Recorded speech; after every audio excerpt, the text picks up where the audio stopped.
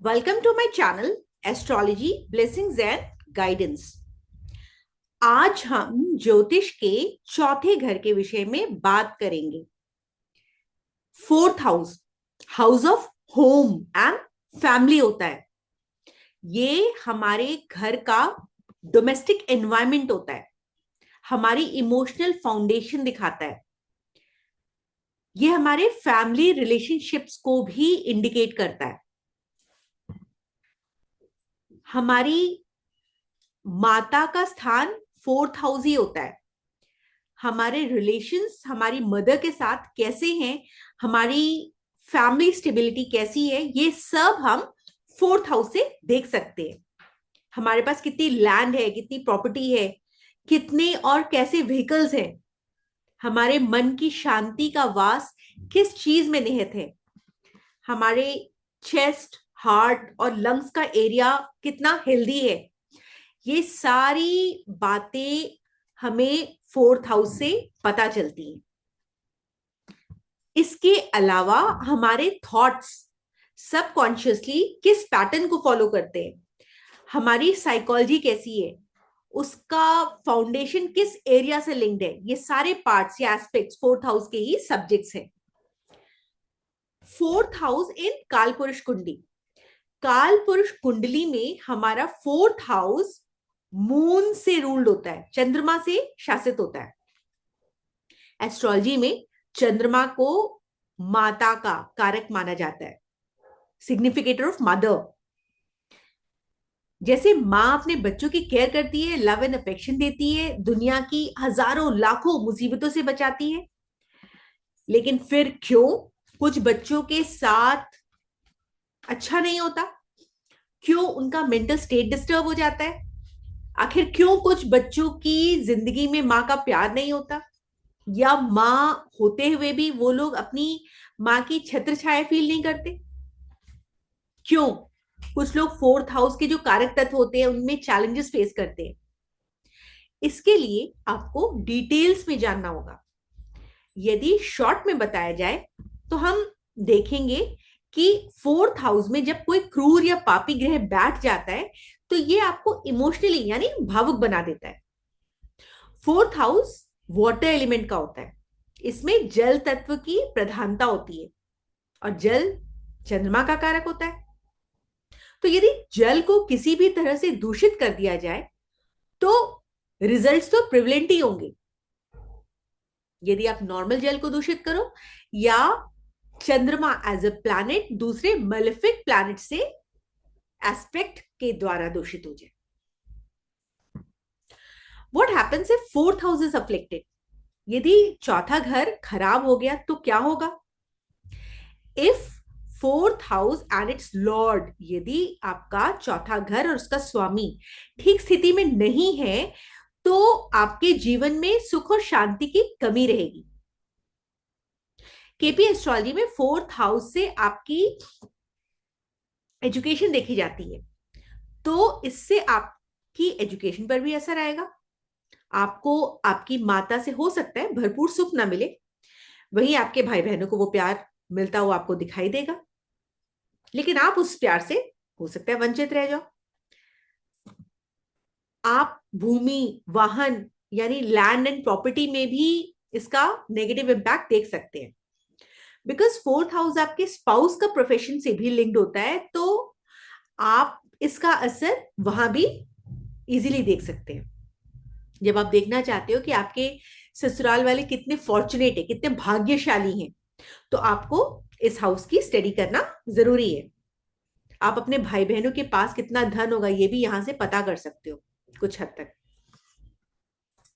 Investments,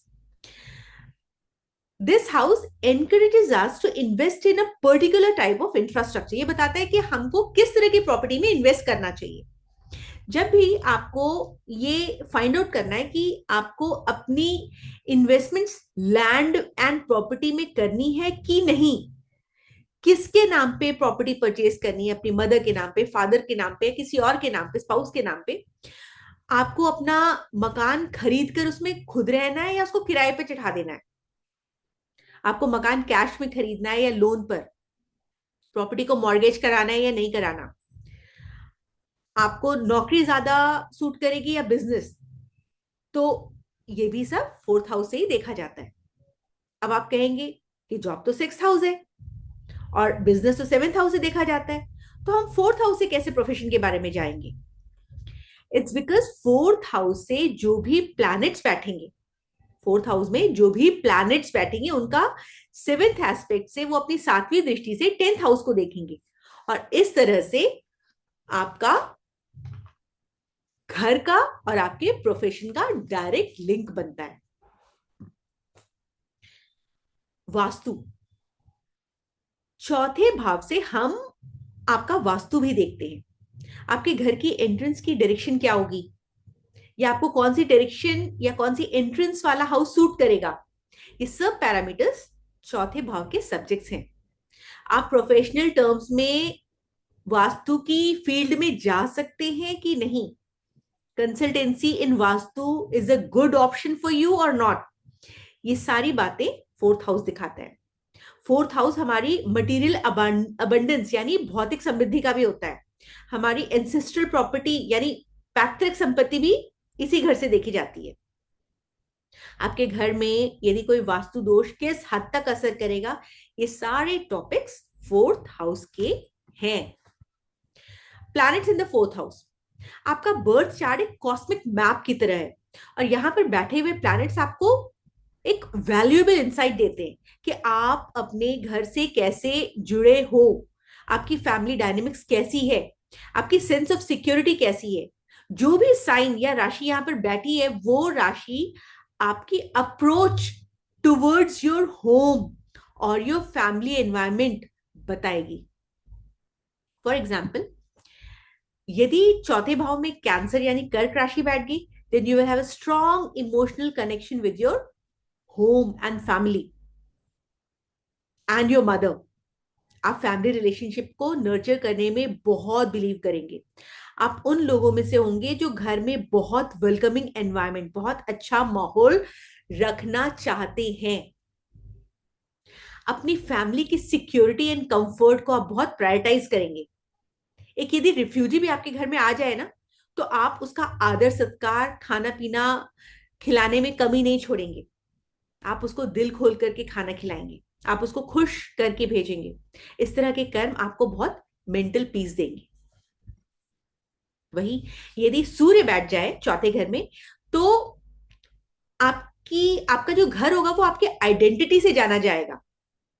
ध्यान रखिए, यदि सूर्य फैमिली एनवायरनमेंट में बैठ जाता है तो आपका एटीट्यूड इगोइस्टिक हो सकता है।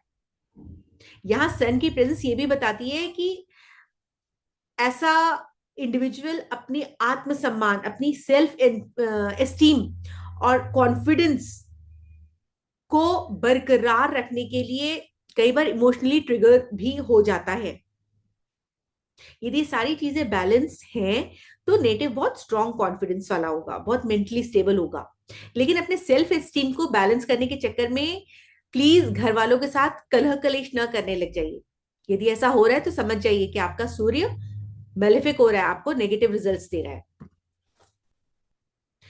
सैटर्न, यदि हम शनि की बात करें तो जब शनि यहां बैठता है तो आपका फैमिली एनवायरनमेंट बहुत सीरियस काइंड हो जाता है, बहुत स्ट्रक्चर्ड अप्रोच होती है आपकी।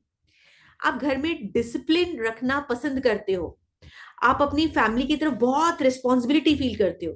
ये थोड़ा चैलेंजिंग प्लेसमेंट है, थोड़ा नहीं बल्कि बहुत चैलेंजिंग प्लेसमेंट होता है, और आपको अपने फैमिली वालों के साथ इमोशनल कनेक्शन बनाने में कुछ प्रॉब्लम्स फेस करनी पड़ती है। आपको अपने घर में बहुत पेशेंस के साथ रहना पड़ता है, और धीरे धीरे पूरे दिन आप लगे रहते हो ताकि आपकी फैमिली के कंफर्ट्स में कोई कमी ना आ जाए।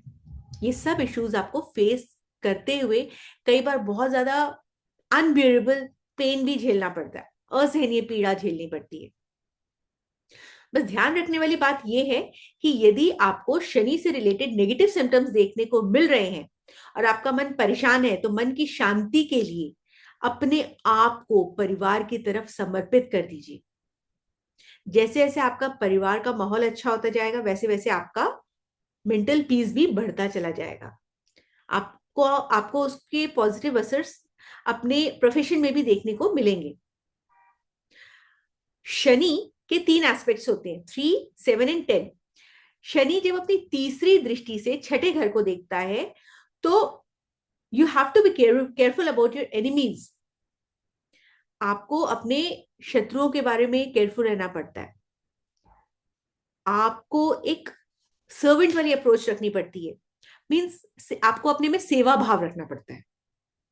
आप वो सेवा भाव किसी भी फॉर्म में रख सकते हैं, चाहे आप जानवरों की सेवा करें या किसी जरूरतमंद की सेवा करें, अपने घर में बुजुर्गों की सेवा करें, आस पड़ोस की बुजुर्गों की सेवा करें। सेवा भाव आप में होना चाहिए। तो इस तरीके से शनि अपना नेगेटिव असर कभी नहीं दिखाएगा। यदि आप इस चीज का ध्यान नहीं रखोगे तो आप डिजीज, लिटिगेशन एंड लोन यानी रोग, ऋण, शत्रुओं के माहौल में घिर जाओगे, कॉन्शियसली और अनकॉन्शियसली।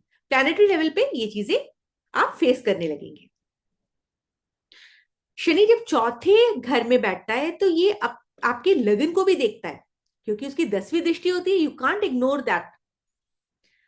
और बोलता है कि मेरी 10वीं दृष्टि को इग्नोर मत करो, pay due attention to your health, balance बनाओ।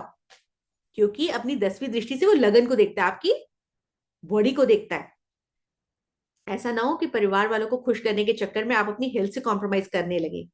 शनि 4th हाउस में आपको लाइफ के साथ प्रैक्टिकल रहने को कहता है। चौथे भाव में यदि शनि होगा तो हो सकता है कि आपकी माँ बहुत प्रोफेशनल हो, व्यवहार में थोड़ी रूखी हो, सख्त हो, ड्यूटी इज ड्यूटी, वो इस तरह की बिलीफ रखती हो सकता है कि वो वर्किंग हो, प्रोफेशनल तो होंगी और आपको बहुत पैम्पर नहीं करती होंगी। वो चाहती होंगी कि आप लाइफ इमोशनल होकर के ना जिए बल्कि प्रैक्टिकल होकर के स्पेंड करें।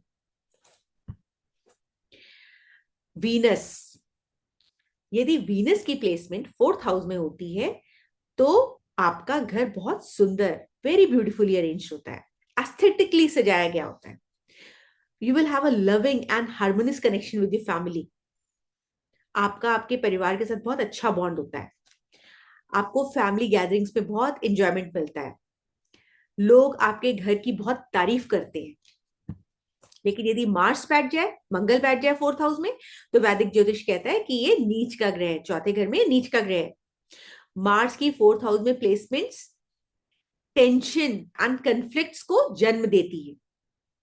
ये आपको प्रॉम्प्ट करती है कि आपको अपनी स्पेस दी जाए, आपको अपना इंडिपेंडेंस बहुत अच्छा लगता है, अपनी फ्रीडम बहुत प्यारी होती है। Jupiter in 4th house is considered lucky. Brihaspati को यहां अच्छा माना जाता है, एक बेनिफिक प्लैनेट माना जाता है। जुपिटर केंद्र हाउस में prosperity, happiness and good Fortune के लिए हर तरह से अच्छा माना जाता है। चौथे भाव में बृहस्पति को एक ये भी इंडिकेशन देता है कि हो सकता है आप अपने फ्यूचर स्पाउस से फैमिली गैदरिंग में मिलो, या वो आपको अपने ही शहर में मिले। ऐसा भी हो सकता है कि आपके फ्यूचर स्पाउस का इंट्रोडक्शन आपकी मां के द्वारा या किसी फैमिली गैदरिंग के द्वारा हो। बृहस्पति की उपस्थिति यहां आपके विजडम, डिसेंसी, जेनरोसिटी और स्पिरिचुअलिटी से बहुत डीप कनेक्शन को दर्शाती है। आपका फैमिली एनवायरनमेंट बहुत सपोर्टिव होता है। जुपिटर की राशि या स्वयं जुपिटर, यहां आपका कनेक्शन स्पिरिचुअलिटी, ज्ञान, ध्यान, पूजा पाठ से बखूबी कराता है। मरकरी, अकॉर्डिंग टू सारावली, सारावली के अनुसार बुध का चौथे घर में प्रेजेंस ये बताता है कि जातक के पास पैसे रुपए अच्छे होंगे, वो किस्मत वाला होगा, इंटेलिजेंट होगा, उसके पास व्हीकल्स वगैरह अच्छे होंगे और रिश्तेदारों के आने जाने से उसको मन की शांति मिलेगी, हैप्पीनेस मिलेगी। मर्करी की प्रेजेंस यहां आपको क्रिएटिव एंड इमेजिनेटिव एबिलिटीज भी देती है, वो उनको बढ़ाती है। आप अपनी फैमिली के साथ बहुत टॉकेटिव होते हो, अपनी मदर आपकी इंटेलिजेंस का लेवल बढ़ाने में बहुत रिस्पॉन्सिबल होती है, क्योंकि फोर्थ हाउस आपके बचपन का भी होता है। तो मरकरी की यहाँ प्रेजेंस आपको एक फोटोग्राफिक मेमोरी भी दे सकती है, ऐसी यादें जो शायद आप जिंदगी भर ना भूलो। Up to high school education इसी भाव से देखी जाती है। आप आर्ग्यूमेंट्स में अच्छे होते हो, वो भी मरकरी इन फोर्थ हाउस की प्लेसमेंट से ही पता चलता है। लेकिन यदि क्रूर ग्रहों की दृष्टि, यानी malefic aspects of Rahu, Ketu, Shani and Mangal, यदि चौथे भाव पे इन चारों प्लैनेट्स का एस्पेक्ट आ जाता है, तो आपके कम्युनिकेशन को ये नेगेटिवली इंपैक्ट करता है। हो सकता है कि आपकी मदर आपसे कुछ करवाना चाहे लेकिन आप रेडी ना हो। सैटर्न और मरकरी की प्लेसमेंट चौथे घर में ये इंडिकेट देती है कि आप, हो सकता है कि आवाज से नहीं, बोलकर नहीं उनके अगेंस्ट खड़े हो, बट आप अपनी चुप्पी से विरोध प्रदर्शन कर दें। राहु राहु चौथे घर में फैमिली एनवायरनमेंट बना भी सकता है और बिगाड़ भी सकता है। वो जो भी करेगा एक्सट्रीम लेवल्स पे करेगा। ज्यादातर केसेस में नेगेटिव इंपैक्ट देखने को इसलिए मिलता है क्योंकि ये पापी ग्रहों की कैटेगरी में आता है। राहु का सिर होता है, तो ये घर रिलेटेड मामलों में हर तिकड़म लगाता है। इसका मतलब ये नहीं कि वो गलत ही सोचेगा। यदि वो सही सोचेगा तो उसको करने के लिए भी वो भरसक प्रयास करेगा, हर संभव प्रयास करेगा। राहु एक ही लाइफ में आपको बहुत रिच भी बना देता है और बहुत पुअर भी बना देता है, राजा भी बना देता है, रंक भी बना देता है, क्योंकि इसकी प्रकृति, इसका जो नेचर है बहुत ही अनप्रिडिक्टेबल है। चौथा घर चंद्रमा का होता है, जो राहु का एनिमी प्लैनेट है। यदि राहु यहां शुभ हुआ तो व्यक्ति को धनवान बना देगा और वो अपना पैसा अच्छी चीजों पर खर्च करेगा। तो हो सकता है कि व्यक्ति यदि पिलग्रिमेज प्लेसेस पे यानी तीर्थ स्थान पे जाएगा तो उसको बहुत फायदा हो। लेकिन यदि राहु नेगेटिव हुआ तो घर में तनाव बहुत रहेगा, मदर परेशान रहेगी, पैसे की पैसे के लॉसेस देखने को हमेशा दिखते मिलते रहेंगे, कोई ना कोई दिक्कत बनी रहेगी जिससे मन उलझा हुआ रहेगा। ऐसे में यदि आप चांदी धारण करेंगे, चांदी के गिलास से पानी पिएंगे, तो आपका मन धीरे धीरे शांत होने लग जाएगा। Ketu in fourth house. Ketu देखा जाए तो प्लैनेट तो बहुत अच्छा है, और यदि आप इसको न समझें, इसके गुण धर्म को अपनी लाइफ में ना उतारे, तो ये आपको जगत से ही नहीं, आपको अपने आप से, अपने परिवार से काट करके अलग थलग करने में बाज नहीं आएगा। केतु का सिर नहीं है, इसलिए ये सोच नहीं सकता, बट इसकी बॉडी तो है, धड़ तो है, तो ये फील जरूर कर सकता है। केतु को स्पिरिचुअलिटी बहुत पसंद है, इसको फॉर्मल एजुकेशन पसंद नहीं, स्कूल जाना, पढ़ाई लिखाई करना, किताबी ज्ञान, ये सब पसंद नहीं। तो केतु को क्या पसंद है? केतु को मेडिटेशन करना बहुत पसंद है, उसको अकेले रहना बहुत पसंद है, उसको भीड़ भाड़ नहीं पसंद, उसको दान धर्म पसंद है। यदि आप अपने मन को शांत रखना चाहते हैं, प्रसन्न रखना चाहते हैं, तो अपनी माँ के साथ या परिवार वालों के साथ स्पिरिचुअलिटी के थ्रू जुड़िए, उनके साथ दान धर्म करिए, घर पर ही मेडिटेशन करिए, एक कुत्ता पाल लीजिए, उसकी सेवा करिए। ये सब काम केतु को बहुत पसंद है। यदि आप ऐसा करेंगे तो आपका इमोशनल कोर बहुत सेटिस्फाई होगा, आपको आंतरिक शांति मिलेगी, असीम आंतरिक शांति। नहीं तो फिर दिक्कतें तो हो ही सकती हैं। हो सकता है आप अपनी माँ से, फैमिली से डिस्कनेक्टेड फील करने लगे। यदि आप केतु की एनर्जी को प्रॉपरली चैनलाइज नहीं कर रहे हैं तो आप इमोशनली ट्रबल्ड फील करें, डिप्रेस्ड फील करें, घर में पर्सनल एनवायरनमेंट में आपको एडजस्टमेंट में दिक्कत आए। लेकिन यदि आप मेडिटेशन करेंगे तो ऐसा नहीं होगा। चौथे घर के उपाय माने और करें तो है तो बहुत इजी, बट हो सकता है आपको बहुत डिफिकल्ट लगे। Why? Because it depends upon your planets. Upon your will power. यदि आप वाकई मानसिक शांति चाहते हैं तो spend some time with your mother. अपनी माँ के साथ टाइम स्पेंड करिए, उनके साथ बातचीत करिए, उनकी फीलिंग समझिए। यदि आपकी माँ नहीं है तो माँ समान स्त्रियों की सेवा करिए, उनका पैर छू करके आशीर्वाद लेते रहें। माफ करना सीखिए। माफी क्यों? क्योंकि जब हम दिल से किसी को किसी की गलती के लिए भी माफ कर देते हैं तो हमारे दिल पर से एक बहुत भारी बोझ उतर जाता है, हमारा मन हल्का हो जाता है। किसी की बात को दिल पर ले लेने से हमारा मन ही दुखता है। तो क्यों नहीं हम अपने मन को खुश करने के लिए सामने वाले को माफ कर दें? इतना मुश्किल नहीं है।